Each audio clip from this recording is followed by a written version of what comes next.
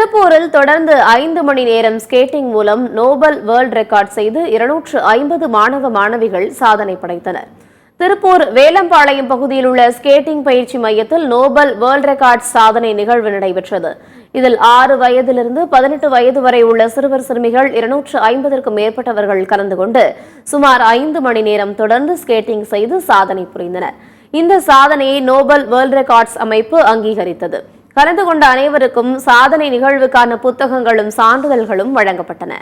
அடுத்த மாதம் கின்னஸ் ரெக்கார்டும் செய்ய உள்ளதாக இதில் கலந்து கொண்ட சிறுவர் சிறுமிகள் தெரிவித்தனர். இந்த சாதனை நிகழ்வுக்காக தமிழகத்தில் பல்வேறு பகுதிகளிலிருந்து சிறுவர் சிறுமிகள் கலந்து கொண்டனர்.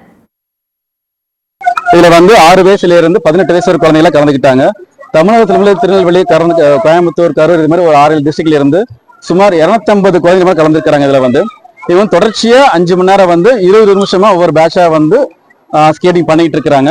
இந்த ரெக்கார்டை எங்களுக்கு அங்கீகரிச்சு நோபல் வேர்ல்ட் ரெக்கார்டு மூலமா அவங்க ரெகனைஸ் பண்ணிருக்காங்க. இந்த ரெக்கார்டை நாங்க கம்ப்ளீட் பண்ணி முடிச்சதுக்கு அப்புறம் எல்லா குழந்தைகளுக்குமே சர்டிபிகேட் மெடல் கொடுக்குறாங்க எல்லாருக்குமே.